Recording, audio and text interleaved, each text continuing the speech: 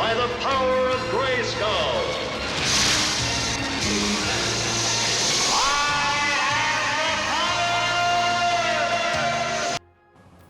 Hello, this is just a quick review for Harry Potter Quidditch Champions, which is free to download this month if you're a PlayStation Plus member. I think it's 25 quid.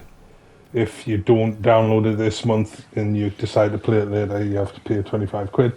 But it's just, what I do like about this game off the bat is that it is a single player as well as local and multiplayer online. So I was hoping it was going to be a single player because the games like this are normally multiplayer only.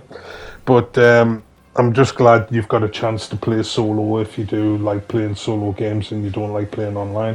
But as you can see, you get to create your whole team. You pick what uniform you want to wear. You pick what the hair looks like, what the face looks like, whether the boy or girl. You do actually get to pick the pronouns as well, which is a bit crazy, but it's just today's society that.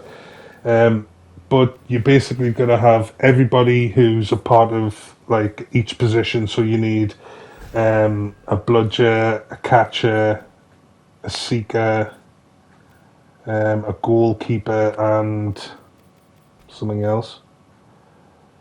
I forgot. But there's like, you've just seen the team there. There's five different positions. And what's good is when you're flying around, you can change to different positions. So if you want to play as the goalkeeper for a bit, and then you can change on the fly to being a seeker if you want to.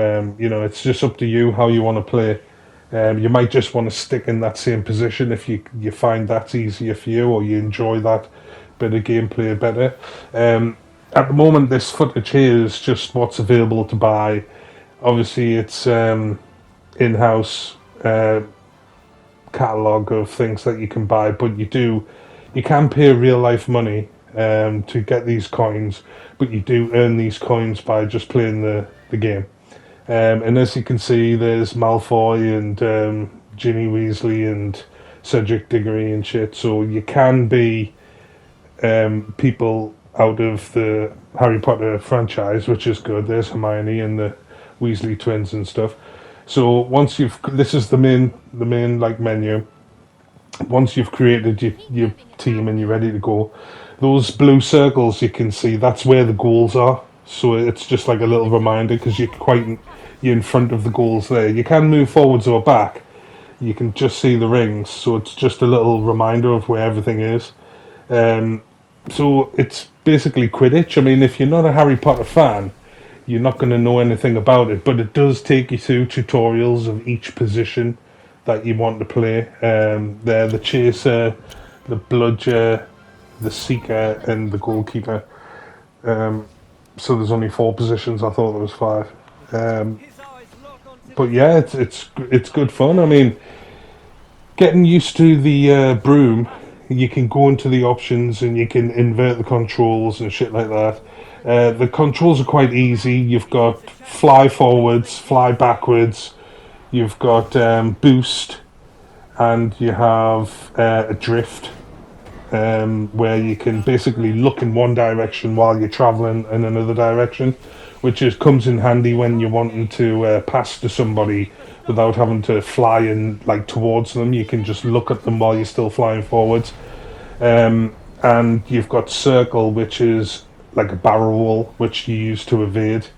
At the moment on this game footage, I'm chasing the golden snitch while the team's still playing the match. So my team's just scored 10 points there, while I'm off trying to catch this golden snitch to get 50 points. In the movie, you automatically win the game, but on this, you just get 50 points. So you've just got to keep traveling once you spot it, because it is quite hard to spot, but once you do spot it, you've got to just keep chasing it, going through the little gold rings. As it drops these gold rings, you go through those, and it fills up the yellow bar underneath the golden snitch, and then once it's full, it'll turn blue, and then you press X and you grab it. So you can just concentrate on doing this every match. But like I said, they are still playing the match. So if you're playing online, the game might finish by the time you've actually had a chance to get it. Um, oh no, you get 30 points. I thought you got 50. It's only 30. But say if the game was to 60 or 100, you know, they might be scoring more points while you haven't even had a chance to catch the snitch. This is where you're a bludger. You get that I think I forgot what it's called now. I don't know if it's called a quaffle or that's the main ball. I forgot what the bludger's ball's called. I think it is just the bludger. That's what it's called. But basically, it's like a projectile that you can summon, and then you can use it to knock people off the brooms. You hit them once, and it'll stun them, and if you hit them again, it'll knock them off. So there's tactics in that. So if you say playing with your friends, you could be just going after the lead scorer or basically their best player, and you could constantly just be hitting them with this to stop them from taking part in the game as much. See how everyone's got a health bar. The person I'm chasing now, they've got a health bar. So once it gets down to 0, you actually knock them off the broom for a bit, and then they'll just have to wait while they spawn in again. And it's like there's a target underneath, so once that fills up, then you can press it, and it's like a homing beacon. Again, my team scored, and I'm not playing. I'm just, chasing this Ron Weasley's mother about, trying to get her off the broom. But like I said, if you've played Quidditch, if you've seen Quidditch from the movies, then you sort of kind of know the aim of the game. It's basically you've just got to score and then pass it before you get knocked off your broom. It's a bit like, I suppose it's like rugby, like you're flying around, or football, I'd say you're like flying about, but you just got to pass it to whoever's in space, and then they go on and try and score. The being a goalkeeper's quite hard, just because you've got to be expected to save a shot at the last minute, and it's quite difficult, and it's quite hard just playing against the computer. So I can only imagine in a few weeks' time, when everybody's got used to the way it handles, then they'll be scoring some really difficult to stop goals. But I could see it being competitive online. And obviously people who are just going to hammer the game from day one, they'll have all the quickest brooms and, you know, all the best stuff, so it'll be harder to play against. I just hope there's like team matching and stuff. See, I've switched to a seeker here now. So my job there, I've got the ball now, so my job is just to, that circle when you do that barrel roll, my job is just to score. That was my goal, so it didn't count. And like I said, you just, them two bars at the bottom, you've got to keep an eye on your boost. The blue one's your boost and the yellow one's your health. You just got to keep an eye on that. But I think this was just the tutorials that I'm doing here. So it's quite easy, it's quite laid back. That yellow line that's pointing down to the floor, that's where the quaffle is, the ball. So that's where it is if you're wanting to find out where the ball is. Like I said, there's lots going on the actual pitch. There's a lot going on at once. So you've got to just try and get used to what each marker means, what colour it is and stuff. It can get quite overwhelming, and especially, like I said, if you're going to be playing online, then I can see it becoming quite frantic at times.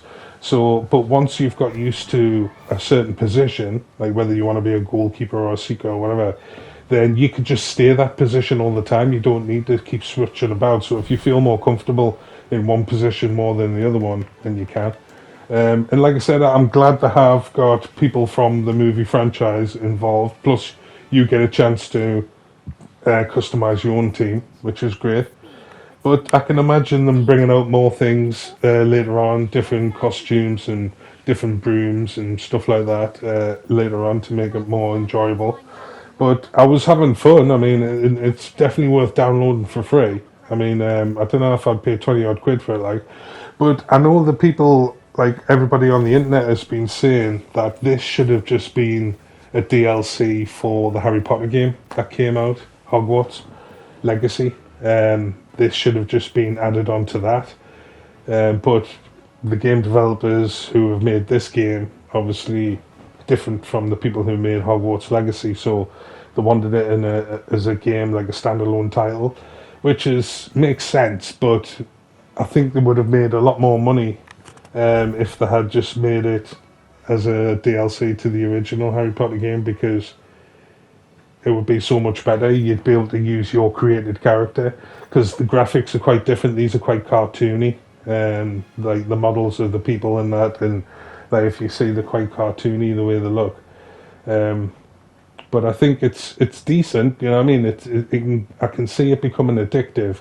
The more you play it, I don't know what the online lobbies are like. They're probably all right at the moment, but another 6 months to a year, is there still going to be people playing online? You just don't know, you see. But that's why I like it, the fact that you can play it as a single player, because then it gives you the option to just pick up and play anytime you want.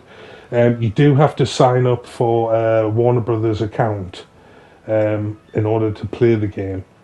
And if you're a part of any other online Harry Potter things, you can link them with this game, and it gives you certain rewards for linking all your Harry Potter stuff onto this game, which is a good idea, and it's for the fans. You know, if you're a really big fan of Harry Potter, no doubt you're going to have all the other Harry Potter related accounts that you can link up with this to give you special, unique rewards. So that's a good idea.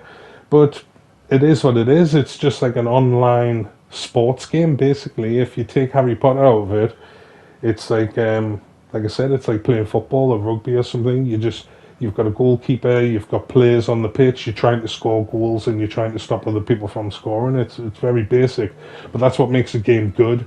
Keep the gameplay simple, but like easy to play and hard to master. That's a good recipe for a decent game. So if you like the look of it, I would definitely go and download it this month while it's free. You've got the whole of September to go and download it. So you may as well, because like I said, it's 25 quid if you miss your chance and you do want to play it. So that's it really. Go and download it. So yeah.